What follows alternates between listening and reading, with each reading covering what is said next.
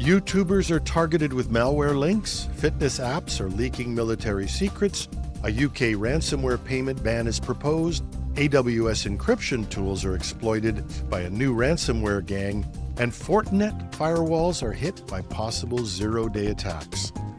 This is Cybersecurity Today. I'm your host, Jim Love. Cybercriminals are planting malware links on trusted platforms like YouTube and even Google search results. Trend Micro researchers say these attackers target users searching for cracked software. Instead of downloading the promised tool, victims unknowingly install malware such as Luma or Vidar that steals passwords and crypto wallet data and more. The scheme is clever.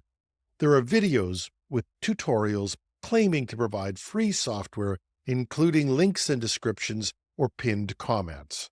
These links direct users to file-sharing sites, some legitimate sites like Mediafire or MegaNZ, where malware hides in password-protected archives to evade detection. The same tactics are appearing in Google search results. For instance, one fake Autodesk link led to an InfoStealer download.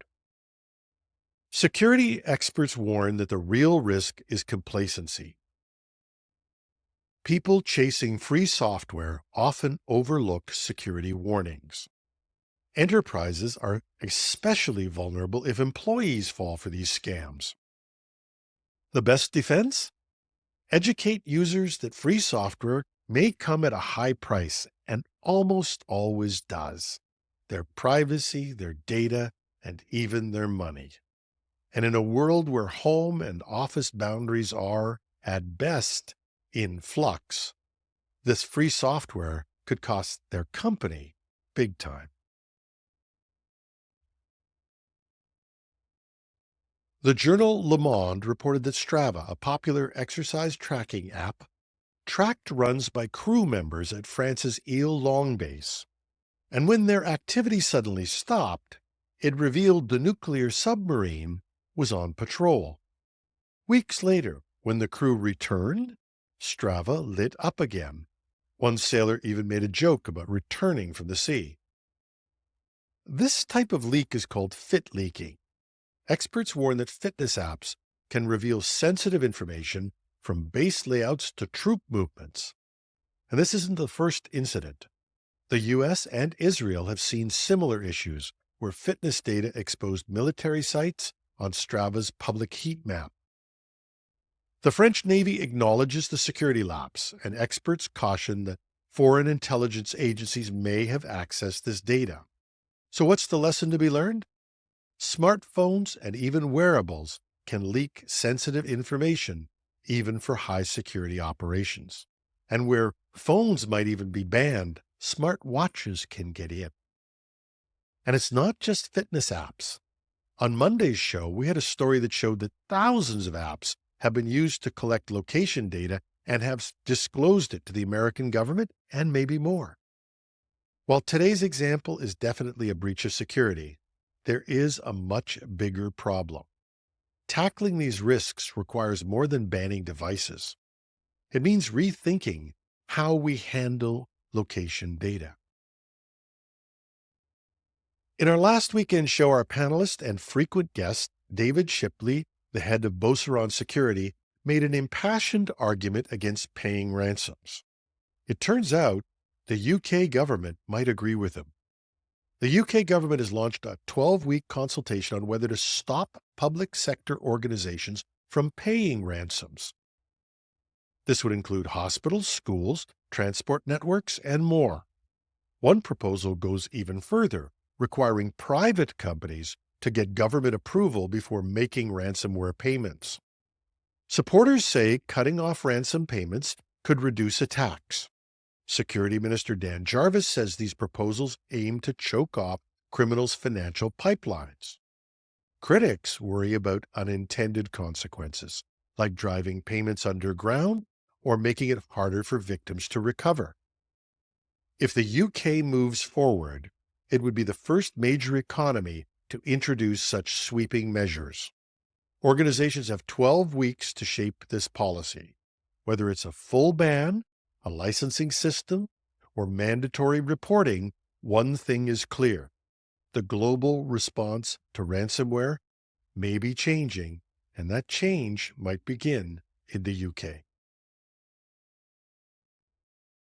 I woke up this morning and caught up on the news as I normally do, and I couldn't get this song out of my head. It was the theme for Goldfinger. And then I realized the story that I'd been reading. A new ransomware gang called Codefinger is targeting Amazon Web Service users.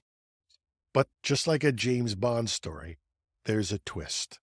The hackers are using AWS's encryption tools to carry out the attack. They exploit AWS's server-side encryption with customer-provided keys known as SSE-C. They gain access by using compromised credentials to lock S3 storage buckets out with the AES 256 key. Now, one of the strengths of AWS's approach to encryption is that their company does not retain these keys. Only their clients have that info. The idea was rooted in privacy and data sovereignty. A government or other party can't demand that AWS give them access to client data. It's encrypted. They don't have the keys. But if attackers get control, victims can't decrypt their data without the attacker's key. Halcyon researchers warn that this tactic could pose a systemic risk to cloud users. At least 2 AWS native developers have been hit. In one case, the criminals gave victims a 7-day deadline to pay before deleting their data, and they were warned that if they contacted legal authorities or anyone else, their data would be immediately deleted. AWS advises customers to minimize key exposure by rotating credentials, using IAM roles, and avoiding SS-C wherever possible. The attack shows that even legitimate cloud features can be weaponized by criminals.